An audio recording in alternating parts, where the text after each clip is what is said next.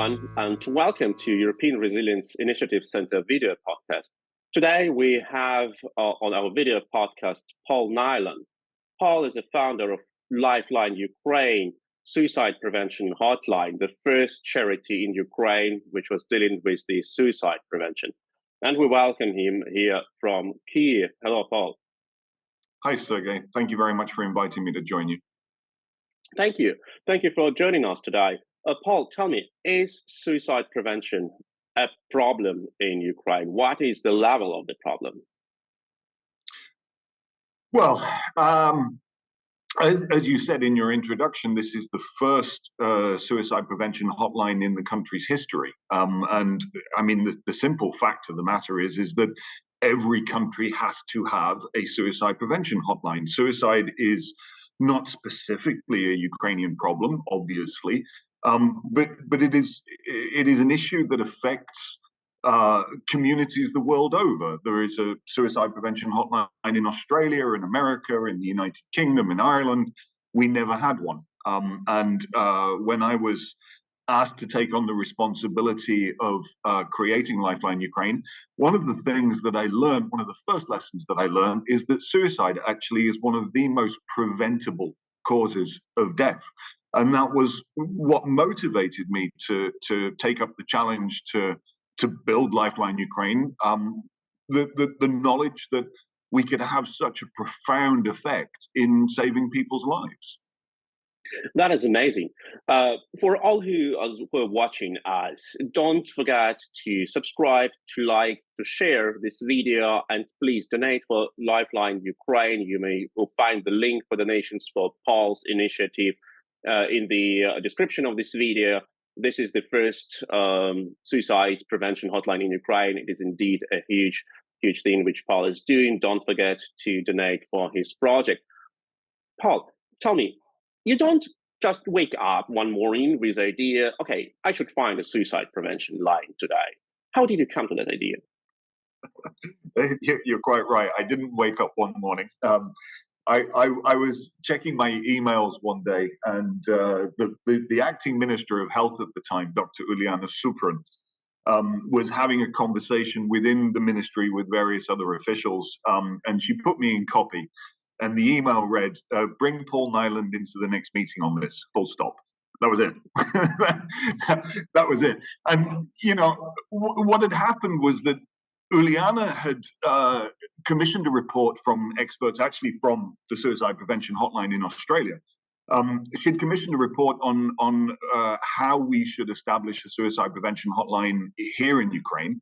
And that report had been kicked around for about 12 months until that day that Uliana copied me on an email. And so a couple of days later, I went into the ministry and had my first meeting on this subject. And then a couple of days after that, you know, so I just said one of the first lessons that I learned is that suicide is one of the most preventable causes of death, right? And so I met with someone who was a former executive from Lifeline Australia. And he explained to me, he said, you know, he said, we have this concept of a golden window in suicide prevention, and the golden window is about 15 minutes. He said, and when you begin a crisis call with someone who is dealing with a very, very bleak moment in their life, he said, if you are still talking to that person 15 minutes later, you can say that you've saved that life. And it was that convinced me that this was what I had to do. And you know, that was in June of 2018, and by June of 2019, we'd secured our first grant to enable us to begin operations. And I immediately rushed to bring together a team and to get us started. And we became operational on the 14th of October of 2019. Lifeline Ukraine has worked 24 hours a day and 7 days a week ever since then. When we're talking about 2019, I believe back then your most I don't want to use the word clients, but the people who you helped, they were most probably veterans from the East. This has obviously changed. Yeah, you're exactly right. That was our first mission. The focus initially of Lifeline Ukraine was to be a support structure for veterans who've been fighting in the Donbass against Russia's invasion since 2014. But when I began my planning for Lifeline Ukraine, one of the points that I wrote down was that we would evolve into being the national suicide prevention hotline for any Ukrainian, and that is what we've become. That is exactly who we are. But yeah, the initial focus was to help veterans, and when I was looking at best international practice of how we would approach that, and you know, again, it's not a Ukrainian specific issue, but any country that commits their troops to fight in a war, they have to deal with the repercussions of that. You know, fighting wars is something that leaves dreadful psychological scars. And you know, when I looked at how the United States, for example, handles their approach to veteran care, I realized that the best way to do this was to create a peer-to-peer support structure. So I was going to hire veterans who would help veterans. But in fact, the very first resume, the very first CV that was sent to me, the text read, "I know you're looking for veterans. I'm not a veteran. Um, I'm a psychologist, but my husband's a veteran." Excuse me. And that lady who wrote that email to me, submitting her resume, she was. I looked at her. Her name's Svetlana, um, and I thought, you are perfect. You get it, like from both perspectives. And the team that actually came together was kind of a blend of psychologists who had an interest in veterans affairs and veterans who had an interest in or a qualification in psychology. And so the interesting thing is that while we were set up initially to support veterans, when we transitioned to supporting anybody, because of the fact that psychology is one of their main interests and helping people, therefore, is one of their main interests, the veterans who joined to help veterans just readily accepted that we were there to help absolutely anybody who needed us. And I remember one call.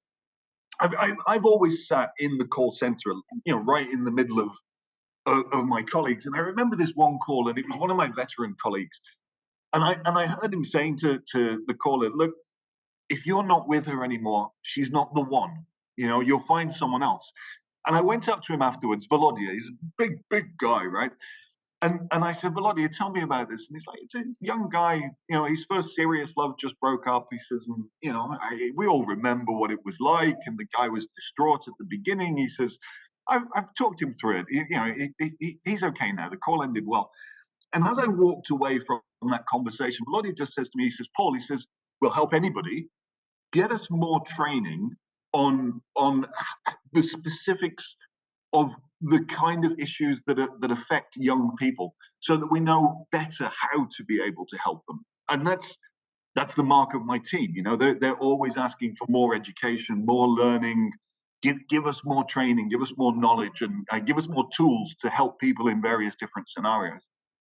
That is actually like what I've been told like many times in Ukraine, that during the first part of the war, 2014, 2022, the most problematic situation for the veterans was when they come back home and they realize that although they came back, it's not they who came back, and it's not their family to which they came back.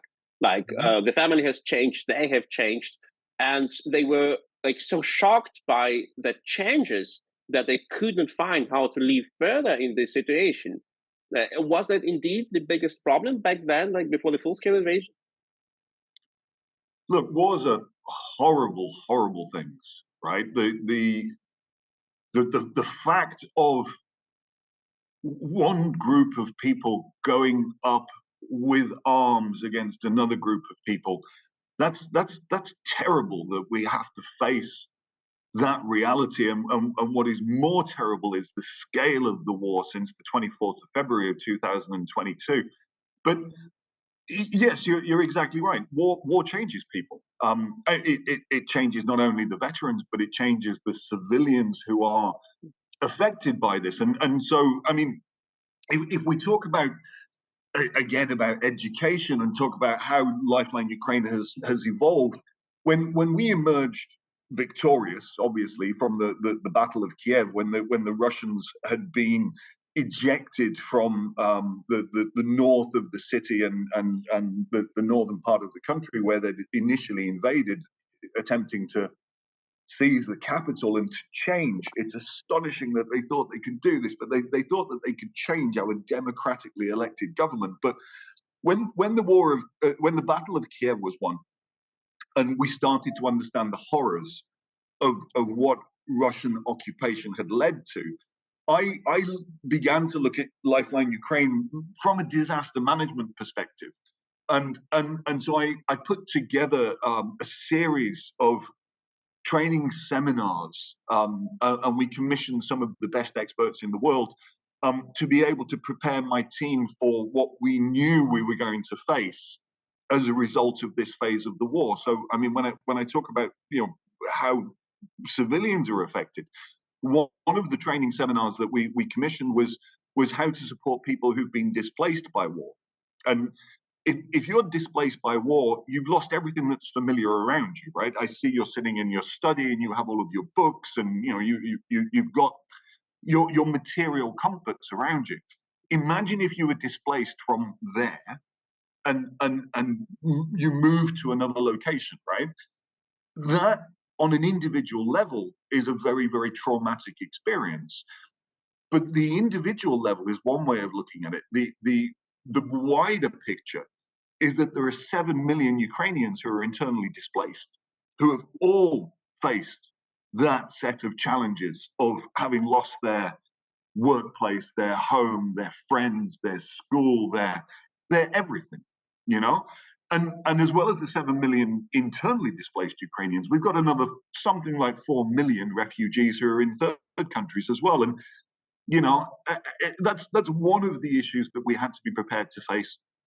Another one, and it pains me to talk about it because it's just truly barbaric how the Russians have acted when they've occupied parts of Ukraine. Another training session that we organized was to prepare my team to be able to support survivors of sexual assault. We know how the Russians have behaved, thinking that they were doing this with impunity in the occupied areas. And I remember reading after the deoccupation of areas to the north of Kiev, I remember reading an article about people who'd been evacuated from there. Although the Russians had been kicked out, and good riddance to them, they'd left behind booby traps, there was unexploded ordnance, those places were still quite dangerous. And so they were evacuating civilians. And I read an article from a psychologist who said that she looked along the faces of people who had stepped off a bus from the previously occupied areas, and she said she saw like empty blank expressions on the face of some women, and she knew what they'd been subjected to, what their ordeals were. And it is truly horrific. But she went on to write that some of these young women in their therapy sessions that she was having with them afterwards, they'd simply said that they didn't want to live anymore. And I knew therefore that Lifeline Ukraine was going to have to be a support service for them as well. And that is one of the things now that we've sadly had to adapt to be able to cope with. That is terrible, terrible stories you're dealing with, like on a daily basis. Those who watch us, who listen us, don't forget to donate for Lifeline Ukraine, a charity initiative led by Paul Nyland. We're talking to you right now. The first Ukrainian suicide prevention hotline. You will see the donation link in the description of this video. And don't forget, to share this video to spread the word of what is going on in Ukraine, how we can help the people of Ukraine. Now, Paul, tell us. I know that at the beginning, as you founded your charity, you got, if I'm not mistaken, about 1,000 calls a month. What was the dynamic after the full-scale invasion? I can imagine that the numbers have exploded. That's actually, it's interesting that you asked that question, because from the last thing that you've just said, how you can help the people of Ukraine, that's exactly what I wanted to say. So before February of last year, we used to have a stable number of around about 1,000, not just calls, we support people through chat as well. So we refer to instances of support, right?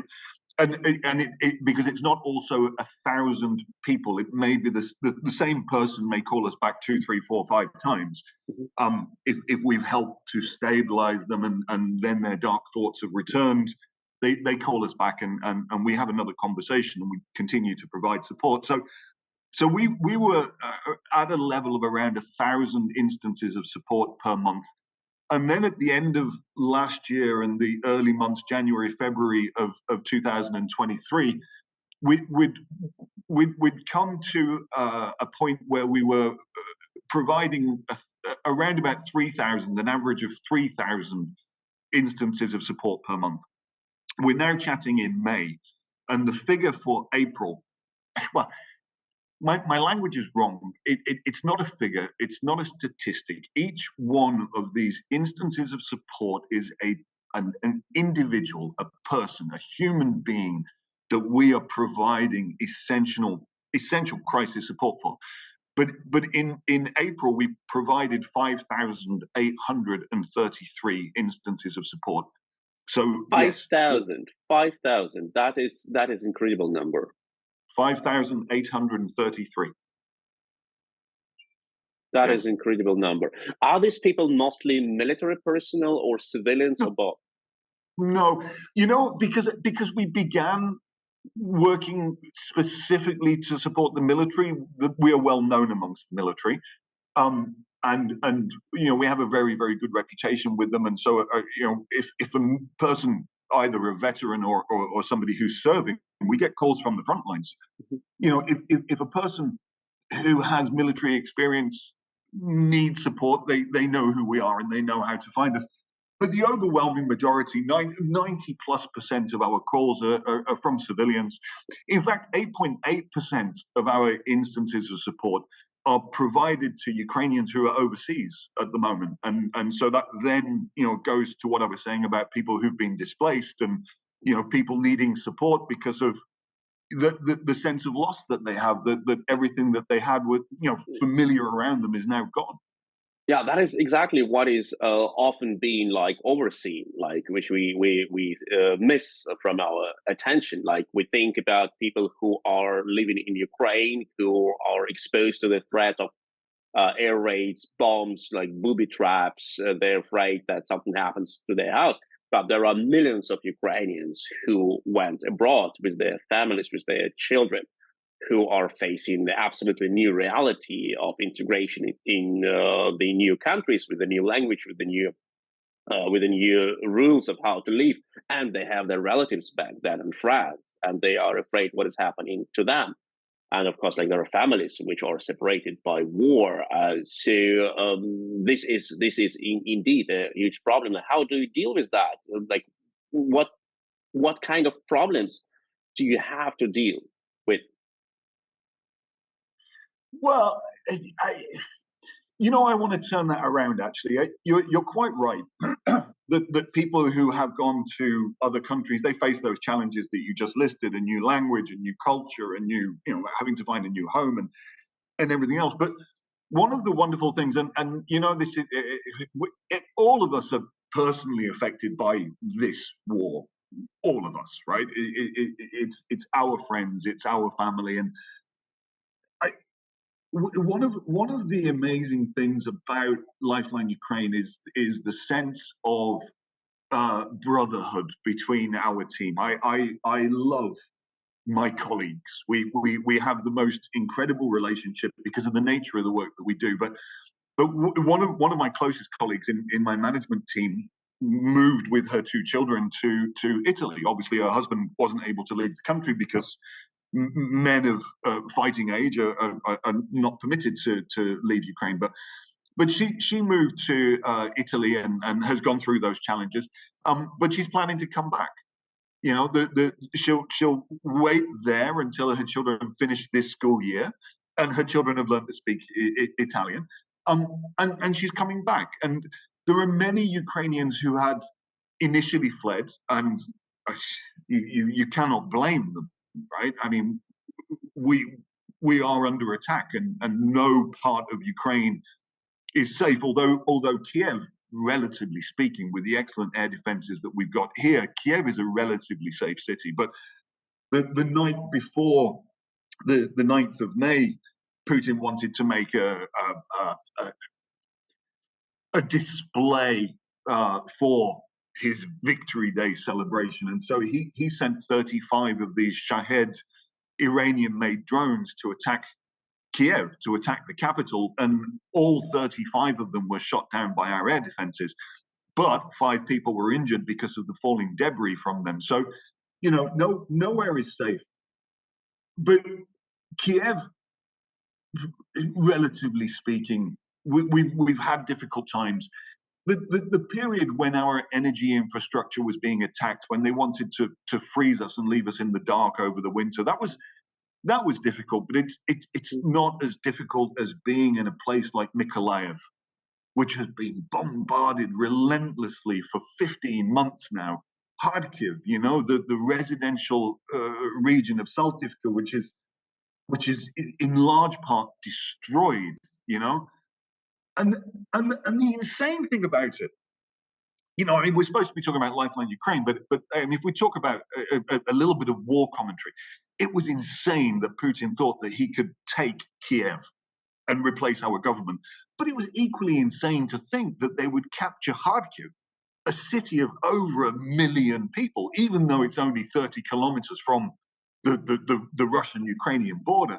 They really thought that they could take Kharkiv and hold that population under, subjugated to Russia.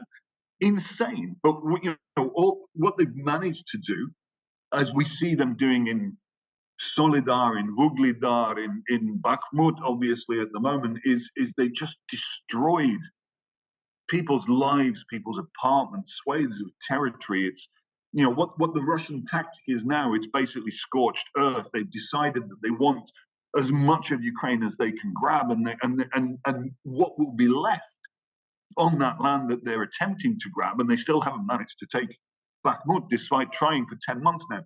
What will be left is ruins. It's rubble. It's nothing. That's what the Russian war machine is doing to this country. It's just bringing death and destruction when they claim liberation. It's a perverse, disgusting reversal of reality when you analyze what the Russians are saying about what they're doing here compared to what they're really doing. That is indeed terrible, terrible things which are happening. Like you're running this charity since 2019, for like 3 years. Like how the situation changed during that time. And we know that this war will be over, and we both believe that this war will be over with Ukrainian victory, and the Russians will be kicked out of the country and hopefully punished for their crimes.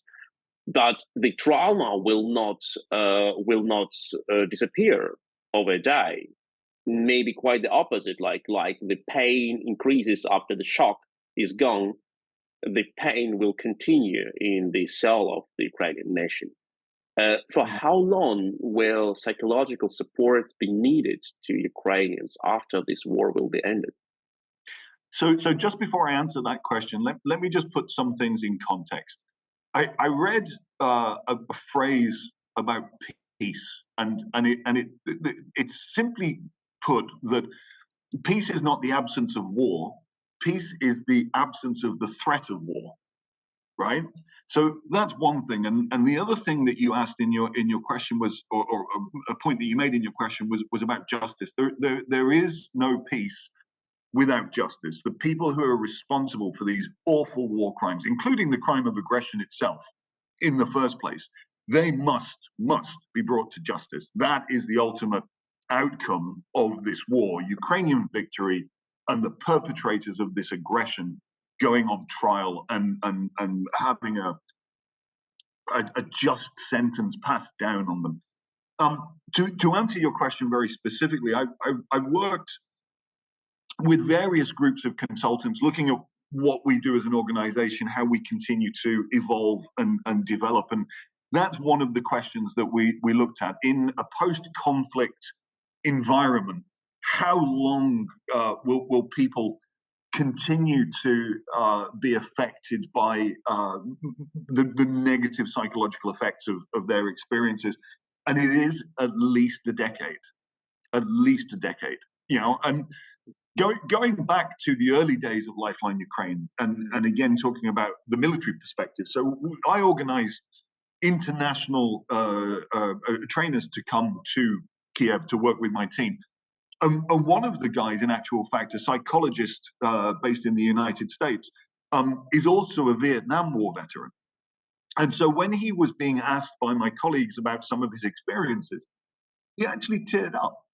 And as he took off his glasses, and he's a big man, like a big Harley Davidson riding bearded guy, and tough as anything, right?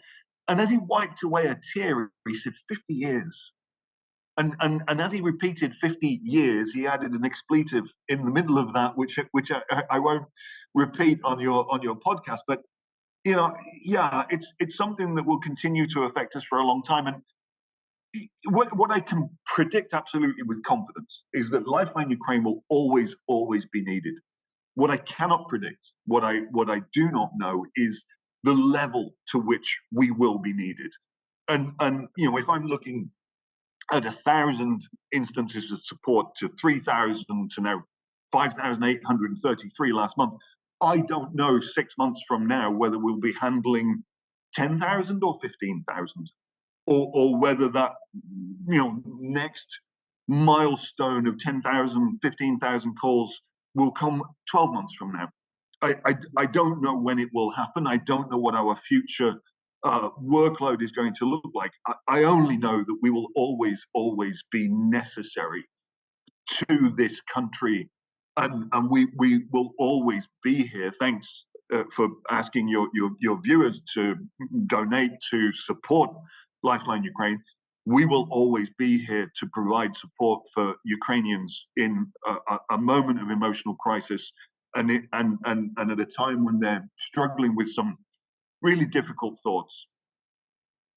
That is amazing, and thank you so much for what you're doing and what your team is doing. That is really like saving lives in the very direct meaning of the war. Tell me, like, you live in Ukraine already for many years, if I'm not mistaken, over 10 years.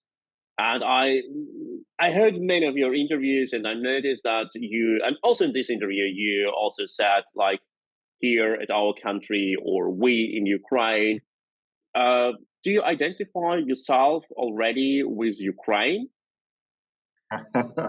So, in actual fact, it's 20 years that I've been here. And yes, I am Ukrainian.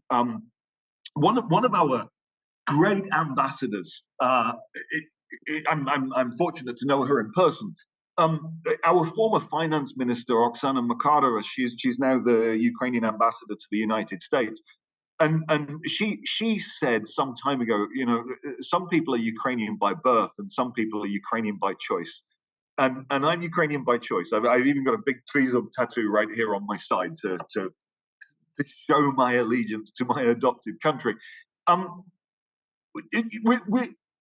Those of us who are here, we are a part of a great experiment, and it is an experiment in building statehood, in solidifying democratic norms. That's what the Orange Revolution was about, And the Orange Revolution, the catalyst for that was a rigged and stolen election. The way that Putin manages his pseudo elections in Russia was what they wanted to impose here, and they tried to impose Yanukovych as back then as the president, and Ukrainians rejected that.